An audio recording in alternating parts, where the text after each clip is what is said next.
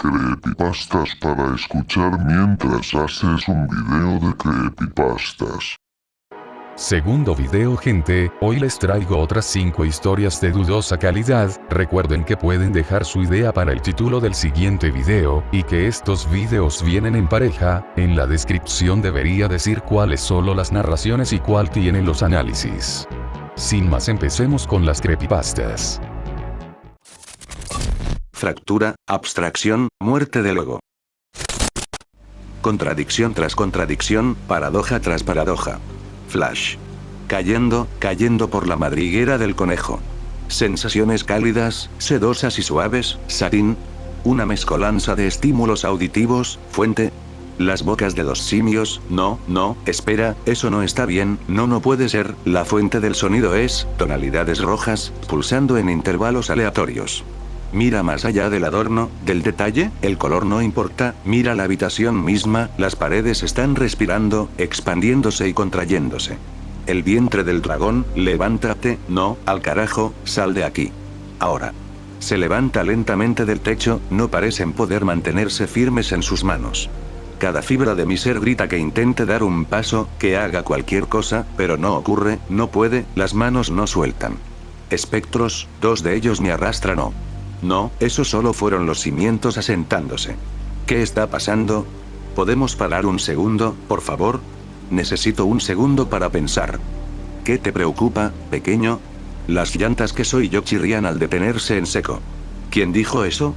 Silencio, un silencio terrible, ensordecedor. Los siguientes años simplemente se mezclan entre sí, una existencia interminable. Lo hice todo, corrí, caí, me arrastré, me desgarré al salir del útero. Finalmente, aire, frío, abrumador. Mi libertad dura poco, el líquido amniótico apenas tuvo tiempo de secarse antes de que cayera con fuerza al suelo para ser enterrado en la tierra. Perdido y olvidado, como si nunca hubiese estado allí. De pronto regreso a la realidad, conversando con 2 viejos amigos. Los problemas del mundo parecen tan lejanos, tan inútiles para envolverme en ellos. Constructos girando, constelaciones que comienzan y terminan. Me arrastré hasta la orilla, la arena se volvió vidrio y se fusionó a mis palmas. Miré hacia arriba y allí estaba ella, la figura maternal con visión equina, o quizá era yo quien era ella.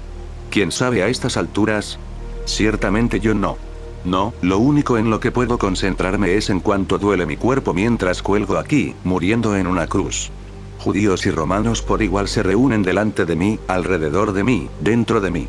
Lloran y siento su dolor, todo su dolor, es demasiado y finalmente me desmayo otra vez. Hormigueo, mientras el sudor que se forma en mis sienes empieza a chisporrotear y evaporarse, transformándose en el aire húmedo. Miro a mi izquierda, y a mi derecha, una cabeza a cada lado.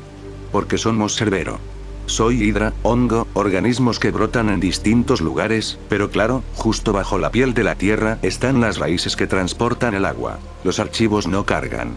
Reinicio del sistema inminente. Y entonces hubo luz. Puedo caminar por los pasillos y abrir cada archivador, revisar el contenido de las carpetas. Yo escribí esto y, sin embargo, la letra me resulta alienígena, lo único que sé con certeza es la incertidumbre. Y esa es la verdad más falsa que existe, la mentira más verdadera que puedo decirte. Contradicción tras contradicción, paradoja tras paradoja. Muerte del ego tras muerte del ego. Escucharon el título, y espero que hayan escuchado la historia, pero sí, esto es esencialmente un mal viaje de drogas. Ahora, ¿de cuál?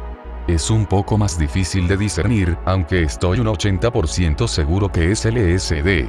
Esto es por la mención de una madre equina, que es una referencia a la historia Mother Horse, la cual en resumidísimas cuentas, trata de un tipo que obtiene visiones de distintos futuros y pasados por medio del LSD, teniendo como figura central a la titular Mother Horse.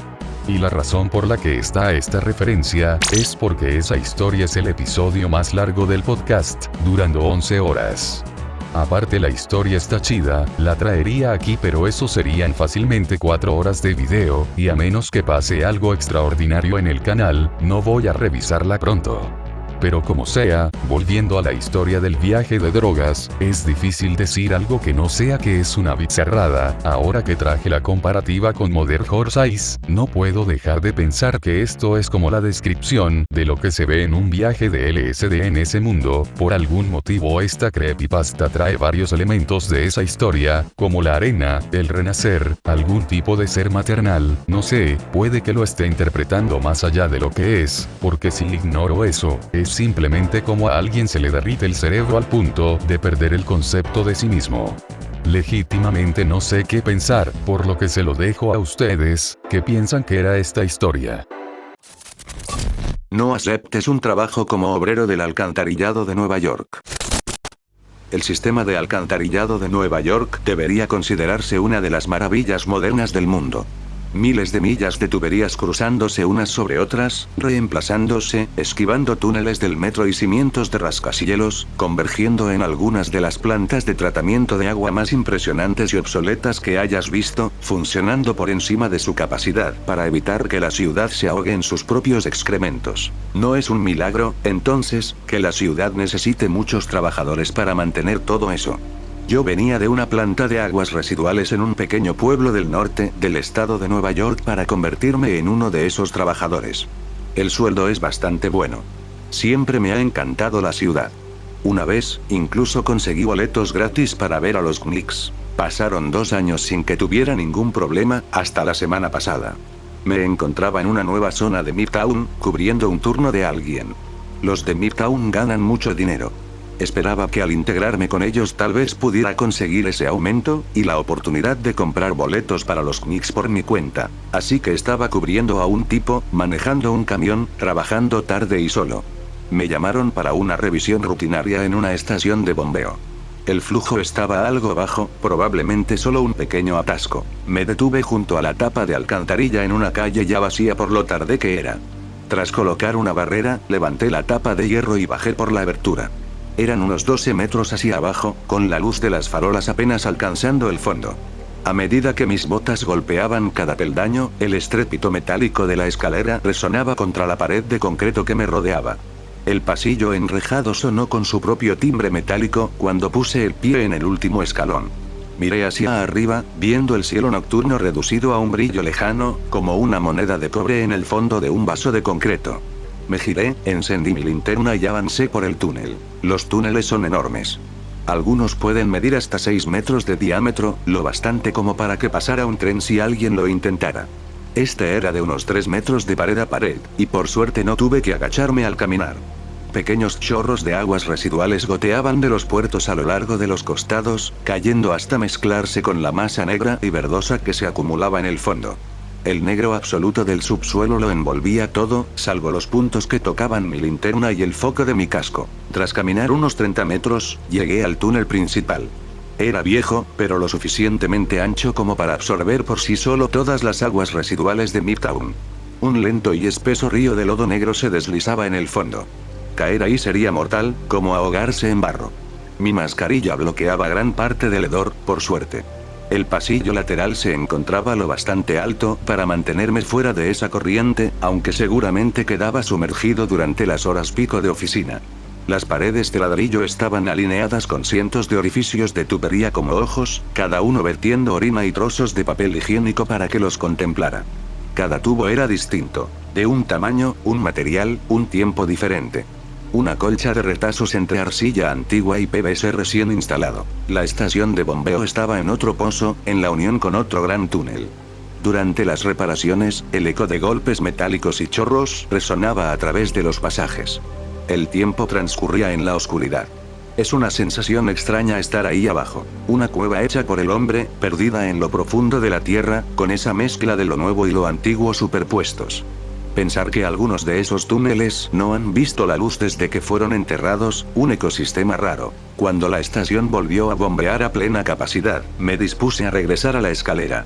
Mientras me colocaba el medidor de caudal en el cinturón, escuché un siseo proveniente de la curva más adelante en el túnel. Genial, pensé, un nuevo problema.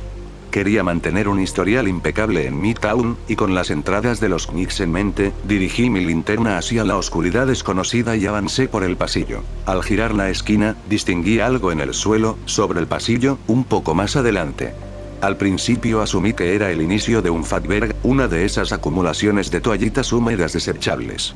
El nivel del agua rozaba apenas el borde del camino. Eso podría causar problemas graves en el futuro si no lo atendía. Cuando estaba a unos 6 metros de distancia, se movió. No un fragmento, no una parte suelta, sino todo el cuerpo desplazándose. Aquel siseo volvió a escucharse. Di un paso lento hacia adelante, y la rejilla chirrió bajo mi bota. La cosa entera volvió a moverse, produciendo el ruido de piedra raspando contra metal. Antes de terminar ese paso, me encontré cara a cara con un caimán de casi 4 metros. Sus escamas verdes eran pálidas, y sus ojos reflejaban un plateado metálico. Entre sus dientes sostenía un cadáver de algún tipo. Con un movimiento de cabeza lanzó las costillas hacia atrás y se las tragó de un bocado, luego siseó y abrió sus fauces.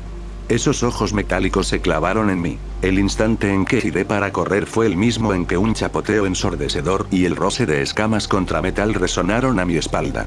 Otro caimán trepaba hacia mí con la boca abierta. Luego se quedó quieto. Solo el siseo llenaba el túnel. Pensé en ahogarme en las aguas negras en ese momento, pero me imaginé que los caimanes me atraparían antes de lograrlo. Permanecían ahí, en un empate mortal, sus ojos metálicos fijos en mí. Sus siseos se desvanecieron hasta volverse un silencio goteante. En algún punto del túnel, un chapoteo rompió la superficie del río de aguas residuales contra la rejilla del pasillo. Le siguió un golpeteo metálico, constante, acercándose. Pasos pesados se detuvieron. En medio del silencio, escuché un sonido nuevo, débil. La única manera de describirlo era como alguien atragantándose con aire, o el ruido que se hace justo antes de vomitar. El sonido se hizo más fuerte.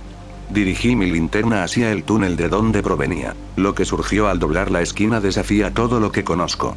Y en el instante en que lo vi, supe que si lograba salir vivo del alcantarillado, jamás volvería a esta ciudad. Medía más de 2 metros, erguido sobre 2 piernas, aunque con los hombros encorvados. Su cuerpo era de un gris verdoso pálido, con escamas más claras en el vientre. Sus manos terminaban en garras al final de dedos gruesos y palmeados. Sus pies también eran palmeados, sostenidos por unas piernas musculosas. Donde debía estar su cabeza había un cuello inclinado hacia adelante, con una cabeza enorme de bagre en el extremo. Su boca ancha emitía aquellos sonidos de ahogo con cada paso lento que apenas hacía ruido sobre la rejilla. Sus ojos reflejaban la luz igual que los caimanes. Aparte de caminar en 2 patas, todo en él era animal, pero en sus movimientos había algo inquietantemente humano. Soltó un gruñido gutural que retumbó en los túneles y saltó sobre el caimán frente a mí.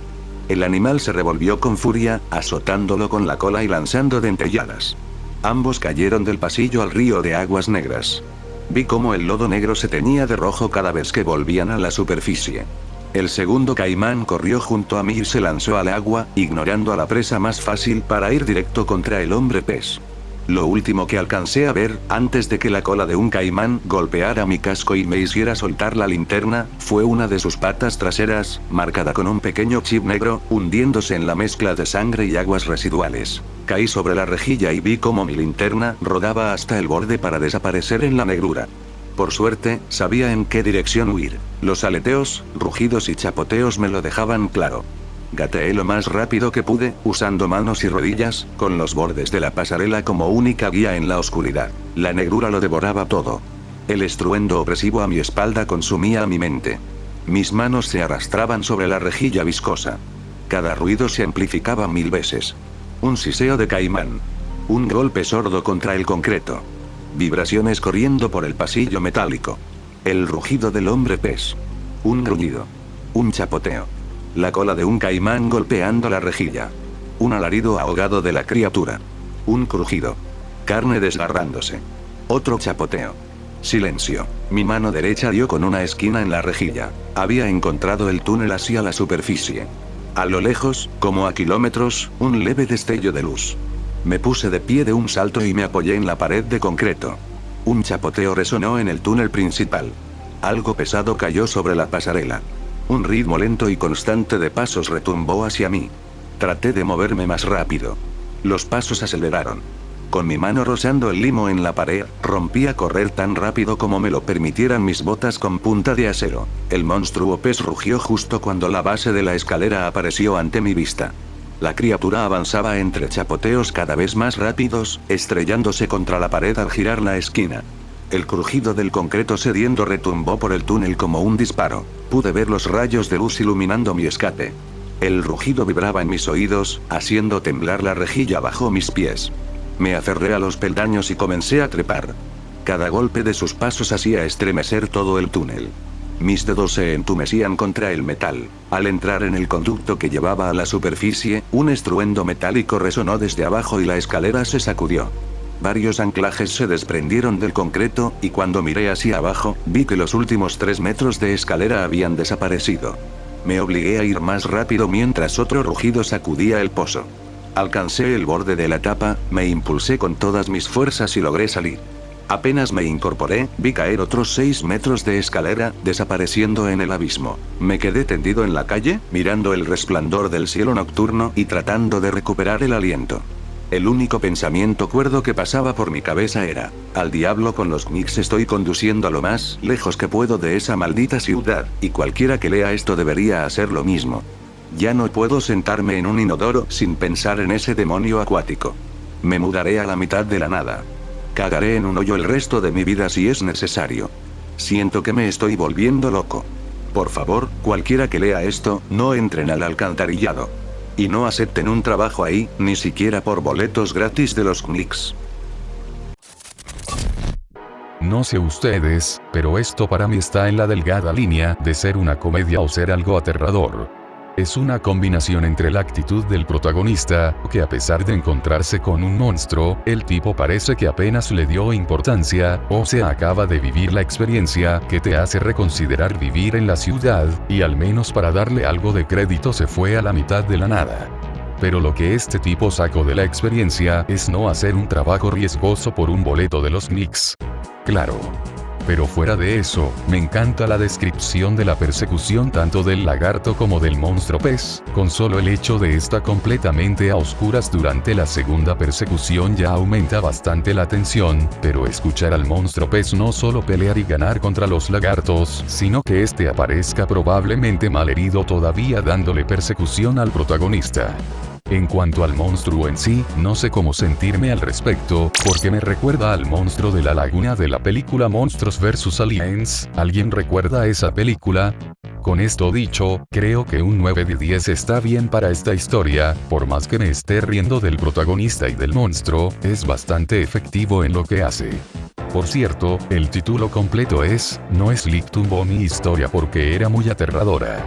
Para los que no sepan, No Sleep es el subreddit donde se publican las historias de terror, donde canales como estos obtenemos nuestras historias. Bueno, yo no, quizá en alguno de estos videos.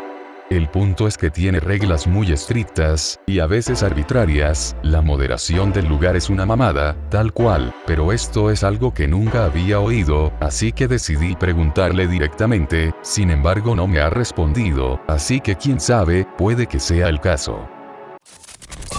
Las muñecas en mi hogar de acogida estaban vivas. Mi nombre es Jack, y normalmente no hablo de lo que me pasó cuando era niño. He cargado con eso en silencio durante más de una década. Mis amigos me conocen como alguien callado, quizá un poco paranoico, y creen que eso viene de haber pasado de un hogar de acogida a otro. No saben la verdad. No podrían. Pero ahora que estoy en mis 20 y tantos, siento que debo sacarlo de mí. Porque últimamente he empezado a notar las mismas cosas otra vez, los mismos susurros que pensé haber dejado atrás. Las mismas miradas. La misma sensación de que algo me espera. Todo comenzó cuando tenía 15 años, el día en que mi trabajadora social me llevó a la casa de los Harrington. Pensé que sería como cualquier otro traslado. Otra casa, otra pareja, otro conjunto de reglas. Pero el lugar de los Harrington no se parecía a nada que hubiera visto. La casa en sí se veía mal desde el principio. Era una de esas victorianas enormes en las afueras del pueblo, de 3 pisos, con el techo inclinado como el sombrero de una bruja. Los vitrales de las ventanas retorcían la luz del sol en manchas verdes y rojas sobre los pisos del interior. El aire olía a madera vieja y jabón de lavanda, demasiado limpio en algunos rincones, demasiado podrido en otros. La señora Harrington me recibió con una sonrisa estirada, demasiado amplia, de esas que parecen ensayadas. Sus manos estaban frías cuando tomó las mías. El señor Harrington apenas levantó la vista del periódico. Solo me dio un gruñido y un asentimiento antes de volver a la sección de deportes. Me mostraron la habitación que sería mía. Debería haberme sentido aliviado, era más grande que la mayoría de las que había tenido, pero en cuanto crucé la puerta, el estómago se me hizo un nudo. No era el papel tapiz descascarado ni la cama desnivelada lo que lo causaba. Eran las muñecas. Estaban por todas partes. Docenas, tal vez más de un centenar. Alineadas en los estantes. Apretujadas sobre la cómoda. Colocadas en hileras prolijas en el alféizar de la ventana. Cada estilo imaginable. Porcelana con vestidos de encaje, muñecas de trapo con ojos de botón, bebés de plástico agrietado con bocas huecas. Todas y cada una de ellas mirando hacia la puerta, como si me hubieran estado esperando. Intenté hacer una broma. Tengo que quedarme con todas estas aquí. La sonrisa de la señora Harrington no se inmutó. Siempre han estado en esta habitación. Los niños que se quedan aquí aprenden a vivir con ellas. Esa noche permanecí despierto mirando el techo, demasiado alterado para dormir. El aire se sentía espeso, cargado, como si la propia casa contuviera la respiración. Escuchaba ruiditos constantes, raspones, golpecitos suaves, el crujido débil de la madera cediendo bajo un peso demasiado ligero para ser pasos. Cuando al fin me incorporé, con el corazón golpeando fuerte, las muñecas estaban donde las recordaba. Todas menos una. Era de porcelana, vestida con un traje azul pálido. Antes había estado en el estante junto a la puerta. Ahora estaba sentada con cuidado sobre la mesita de noche, sus ojos de vidrio fijos en mí. Por la mañana, estaba en mi almohada. La metía a empujones bajo la cama, sin importarme si se rompía. Esa noche escuché arañazos desde abajo hasta que me venció el sueño. Al despertar, estaba otra vez en la almohada. Y tenía 3 cortes finos en el brazo, superficiales, pero demasiado rectos para que yo me los hubiera hecho por accidente. De ahí solo empeoró. Cada noche me despertaban susurros, demasiado débiles para entenderse, como una docena de voces murmurando al mismo tiempo. Cada vez que abría los ojos, las muñecas parecían distintas. Una cabeza ladeada que antes no lo estaba. Un par de manos alzadas apenas, como sorprendidas en pleno gesto. Una noche bloqueé la puerta con la cómoda antes de acostarme, pensando que al menos sabría si alguien entraba. Cuando desperté, la cómoda estaba de vuelta en su sitio, y todas las muñecas estaban sentadas en el suelo formando un círculo perfecto. Todas, menos la de azul, que esperaba en el centro. Los cortes siguieron apareciendo en mis brazos y piernas.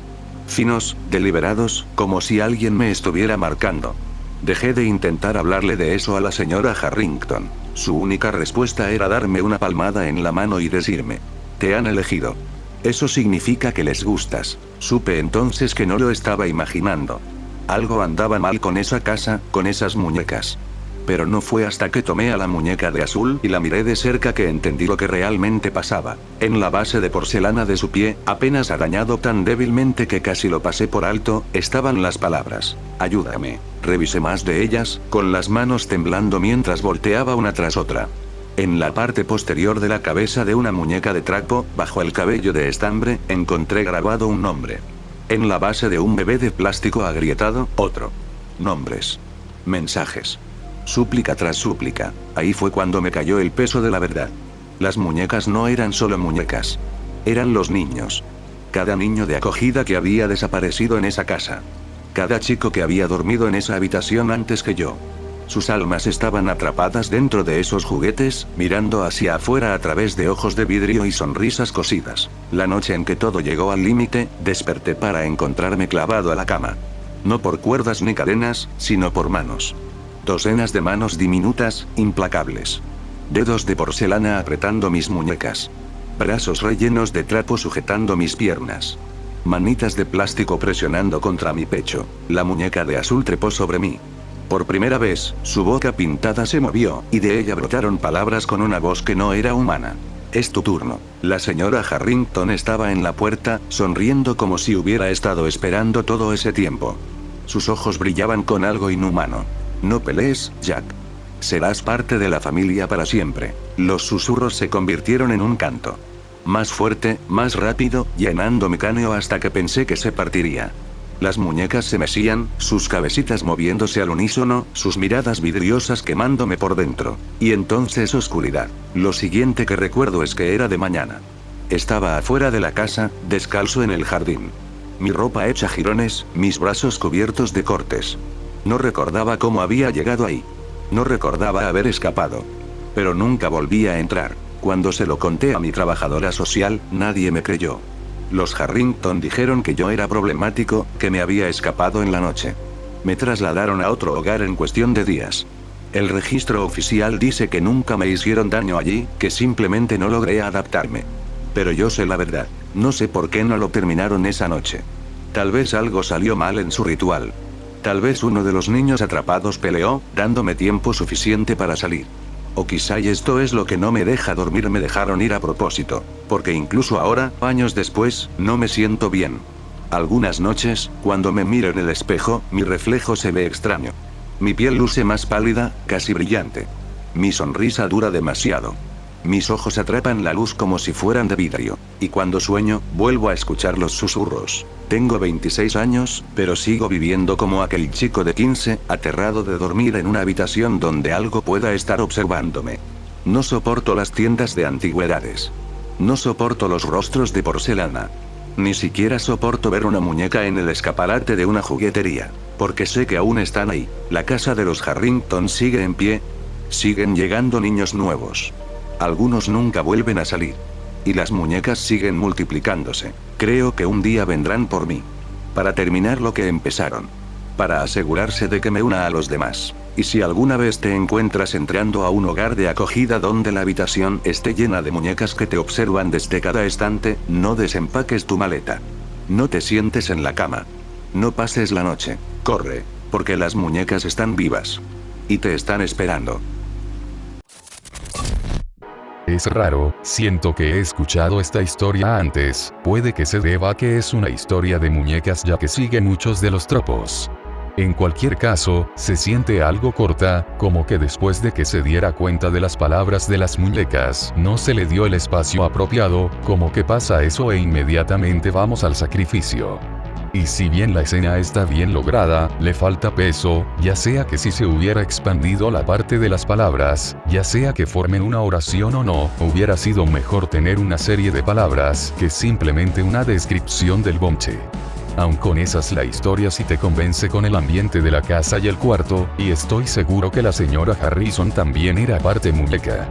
Quisiera teorizar más al respecto, pero afortunadamente tenemos otra historia del mismo personaje, por lo que veamos si esta nos puede dar más información. Las voces en el cuarto de visitas del ático de mi abuela. Algunos de ustedes quizá me recuerden. Soy Jack. Últimamente otro recuerdo ha estado arañando para salir a la superficie, y creo que debo contarlo antes de que me devore por dentro. Es sobre la casa de mi abuela, específicamente, el cuarto de visitas en el ático, donde me hacía dormir cuando era niño. Ese fue el verano en que todo cambió, el verano que terminó con mi ingreso al sistema de acogida. Tenía 8 años cuando mi madre me dejó con mi abuela por un tiempo. Eso casi siempre significaba semanas, a veces meses. Mamá decía que estaba poniendo sus cosas en orden, pero incluso a esa edad yo sabía que en realidad era que se iba a perseguir su propia vida, mientras yo me convertía en el problema de alguien más. Mi abuela era estricta, callada, y su casa siempre olía a bolas de naftalina y cedro. Nunca sentí que perteneciera allí, la casa misma era antiquísima.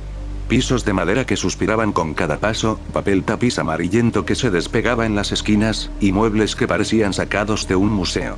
El aire siempre estaba pesado, como si el polvo y los secretos se hubieran impregnado en las paredes. El cuarto de visitas del ático no estaba pensado para un niño.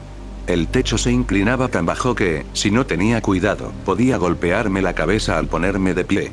La cama individual se hundía en el centro, y apenas había espacio para una lámpara, una mesita de noche y ese enorme armario en la esquina.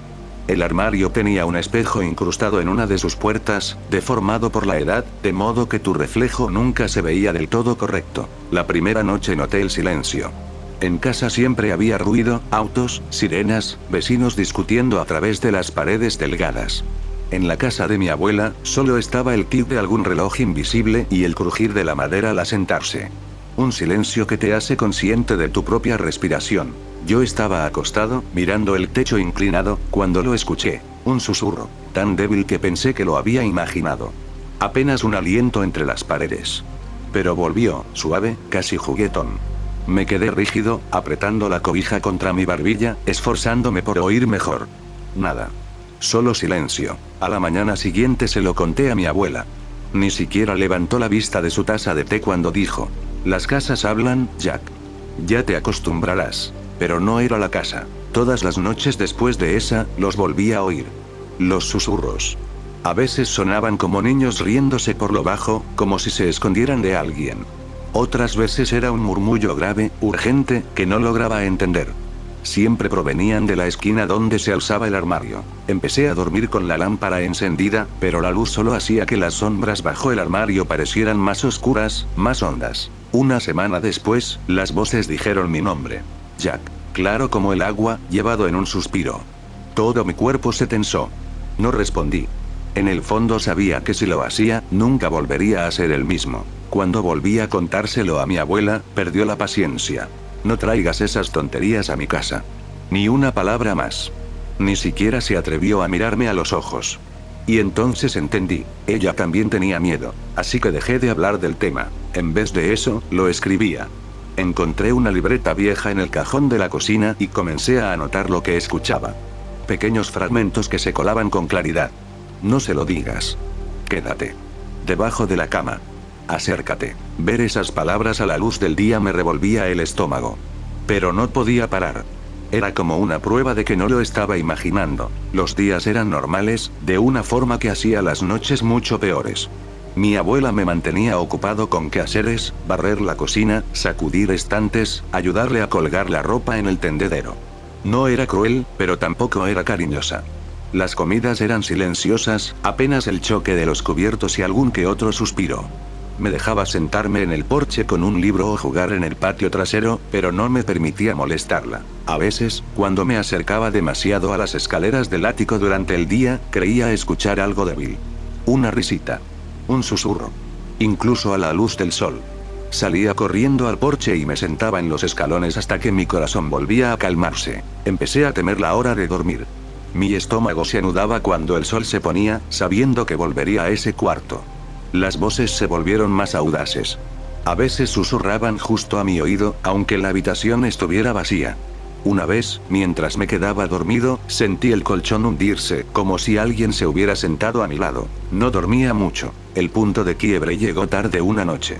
Me desperté con el sonido de la puerta del armario crujiendo al abrirse. Mi respiración se cortó en la garganta. Las voces ya no eran susurros, estaban por todas partes, superpuestas, sin tonos apagados llenando la habitación. Y entonces, juntas, dijeron una palabra. Mira. Contra todo en mí, lo hice. El armario estaba completamente abierto. Y en la oscuridad, lo vi, una mano enrollándose alrededor del marco de la puerta. Demasiado pálida. Demasiado delgada. Demasiadas articulaciones. Duró solo un segundo antes de desaparecer y la puerta se cerró de golpe, haciendo que la lámpara vibrara. Esa fue la primera vez que grité. Mi abuela irrumpió, furiosa, con los ojos muy abiertos, mostrando algo que yo no podía nombrar. Me agarró por los hombros y siseó. Cierra la boca, Jack. Cierra la boca ahora mismo. Sus manos temblaban. Miró hacia el armario, pero no lo hizo por mucho tiempo. No volví a dormir después de eso. Unos días después, una mujer con un traje gris llegó a la casa. Una trabajadora social. Me senté en la cocina mientras mi abuela firmaba papeles, su rostro pétreo pero sus manos temblando. La escuché decir que yo era demasiado para que ella pudiera manejarme. Y eso fue todo. Entré al sistema de acogida y nunca más puse un pie en esa casa. Me dijeron que era negligencia. Quizá pensaron que mi abuela estaba inestable. Quizá pensaron que yo lo estaba. Pero incluso ahora, décadas después, cuando la casa en la que vivo cruje por la noche, lo vuelvo a escuchar. Ese susurro débil. Esa risita suave. Y no puedo quitarme la sensación de que lo que vivía en el ático de mi abuela nunca se quedó realmente allí. Solo encontró otra manera de seguirme. Ok, esto no es lo que estaba esperando, al menos en cuanto a respuestas, porque esta es una historia decente, sufriendo de lo mismo que la anterior. Y no es que deba ser toda una novela, me refiero que necesita más espacio para la parte aterradora, ¿saben? Porque la casa de la abuela donde ambos viven aterrorizados es un buen concepto, ya que al final pudo ser que ella lo dejó en el orfanato para que no sufriera lo mismo que ella en esa casa, y aunque yo lo interpreto así, es muy probable que no sea el caso. Y hablando de las respuestas que nos brinda ante la historia anterior, no es mucho, lo podíamos atribuir a solo las muñecas, ahora se le pueden sumar las voces de la casa de la abuela. No sé, se siente como si dos maldiciones se estuvieran peleando por una víctima y las muñecas están ganando. Necesitamos más respuestas, pero desafortunadamente, el usuario que escribió estas historias borró la cuenta, por lo que nunca sabremos qué fue lo que pasó aquí exactamente. Heredé la torre de un mago y las cosas han salido terriblemente mal. Hola a todos, mi nombre es Jimmy. Recientemente un pariente lejano mío falleció, dejándome como único heredero de su torre y de una cabaña junto al mar. Nunca lo conocí y estoy bastante seguro de que él tampoco me conoció a mí. No tengo idea de por qué me dejaría su propiedad, pero no iba a decirle que no a una casa y una torre gratis. Especialmente ahora, ya que mi situación financiera está peor que nunca. Esta herencia llegó como un regalo de Dios, la cuerda que necesitaba para escapar de la indigencia. Así que empaqué mis cosas con suficientes provisiones para soportar el viaje de 3 semanas desde la ciudad hasta el campo y partí a ver mis nuevas propiedades. El trayecto fue arduo, pero la vista que obtuve al llegar a mi destino hizo que esas 3 semanas en el camino valieran la pena. Una escena tan hermosa que casi parecía una pintura. A mi izquierda estaba la cabaña, una pequeña casa hecha de piedra blanca y madera oscura, con un techo de ladrillo rojizo que había sido invadido por algún tipo de enredadera salvaje.